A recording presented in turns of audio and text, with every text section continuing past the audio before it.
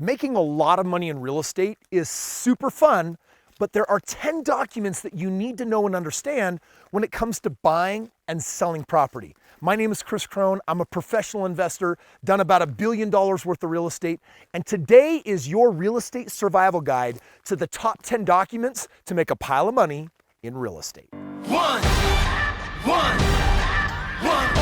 shot, now the future is yours. Go!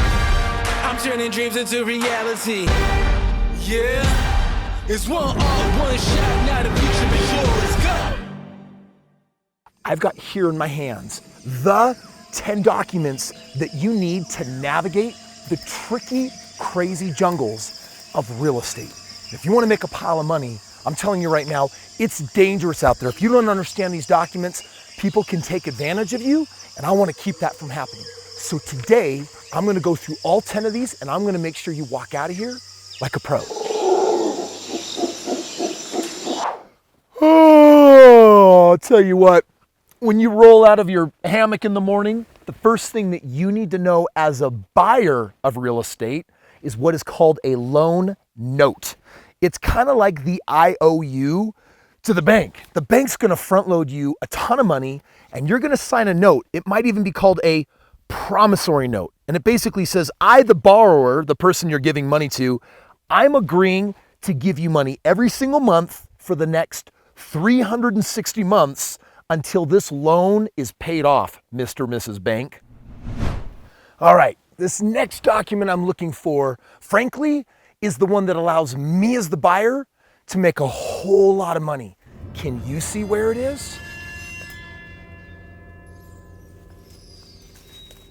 Do you see map? There it is. You see it? This is called the mortgage.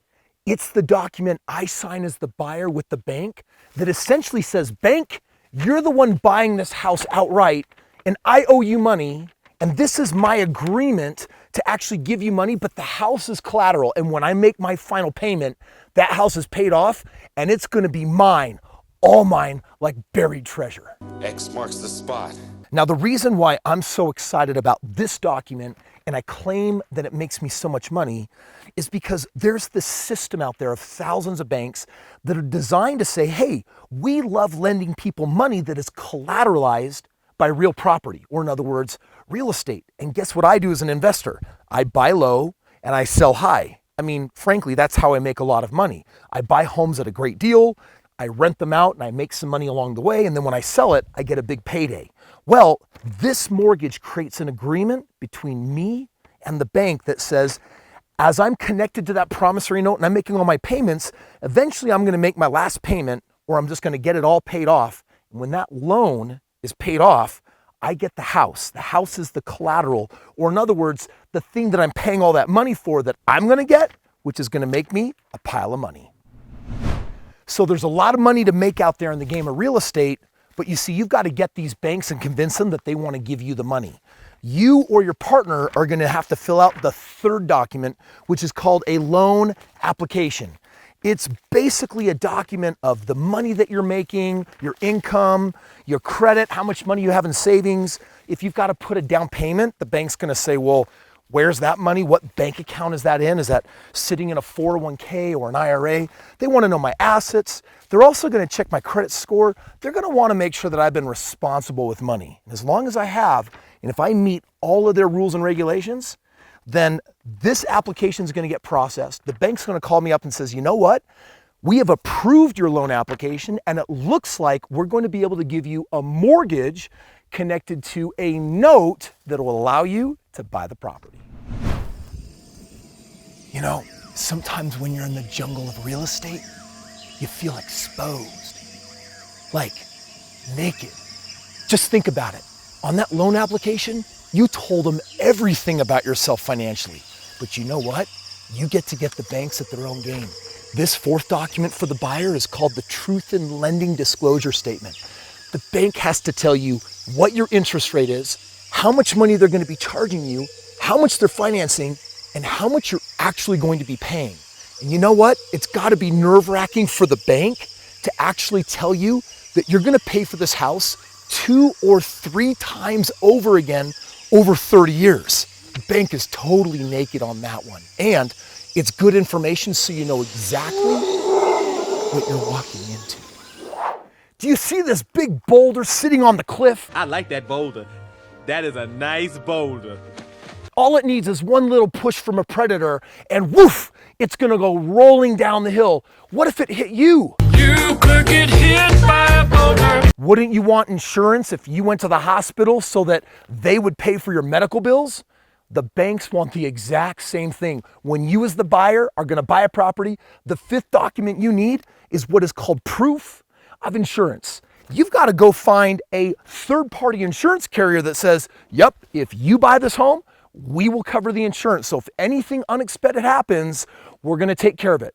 And that makes the bank feel less exposed because they know that if there's an accident or an emergency or a hailstorm or something breaks, that the house is still going to be in great condition. Look at this naturally occurring cave. What do you think is in there? Ah! I'll never forget buying my very first piece of property. I was so young and I was terrified. I really did feel exposed. In fact, when I sat at the title company and I was going through all of these documents, a big, huge, fat stack, fatter than what you see right here. And I felt like I needed to read and understand everything because I was worried that I was going to do something stupid. I was worried that someone was going to take advantage of me. And at the end of the day, the title company did a great job explaining all of the documents. My realtor was there that helped answer any questions. My loan officer was there walking me through the note and making sure I understood the mortgage document.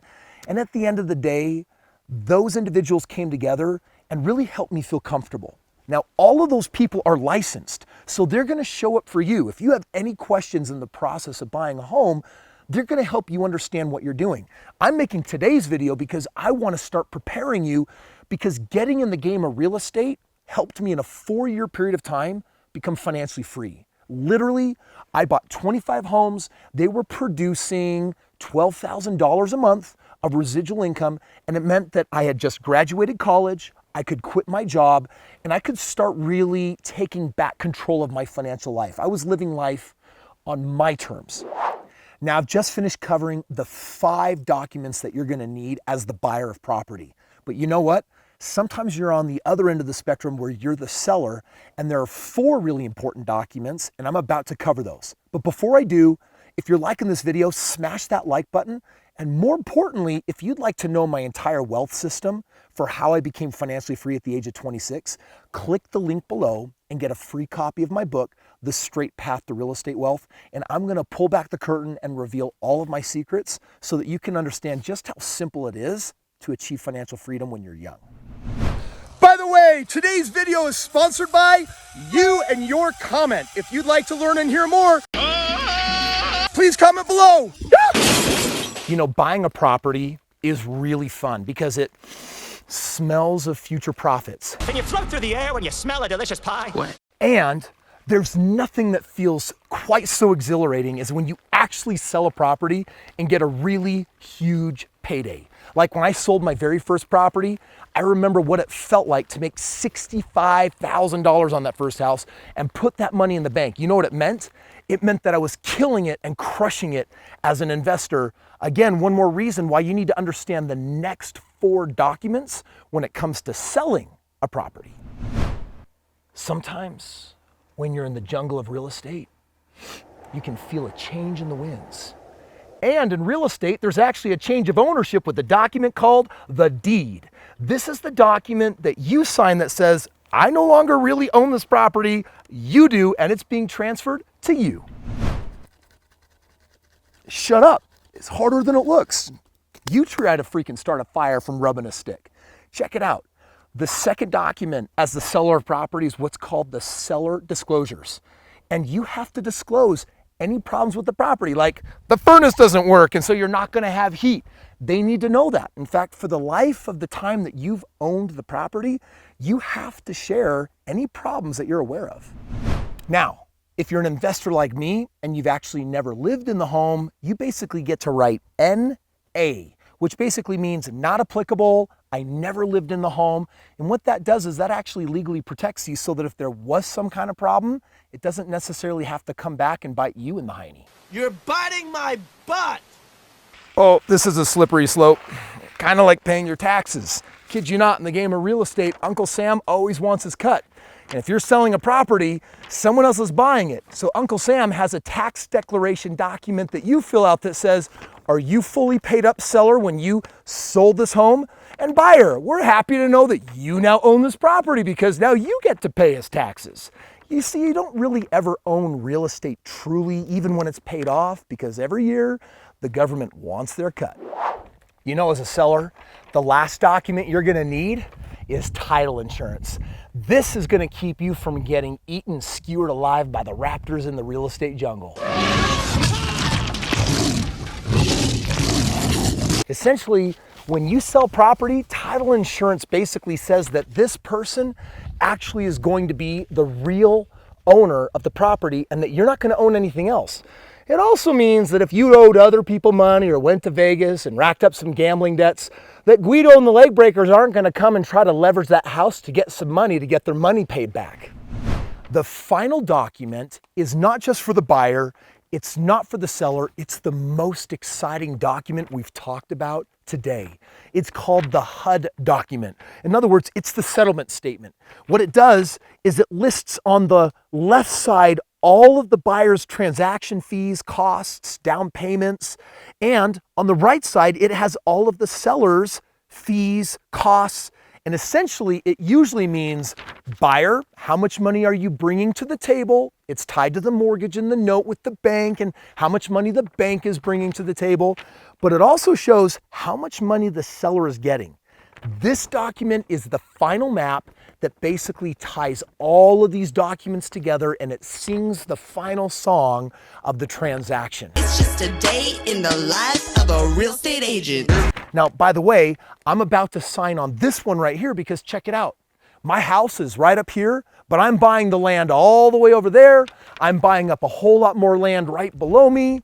And I'm gonna go to the title company and I'm gonna sign on the dotted line, basically saying, here's what I'm paying to own all of this land, and it's all disclosed on the HUD-1 settlement document.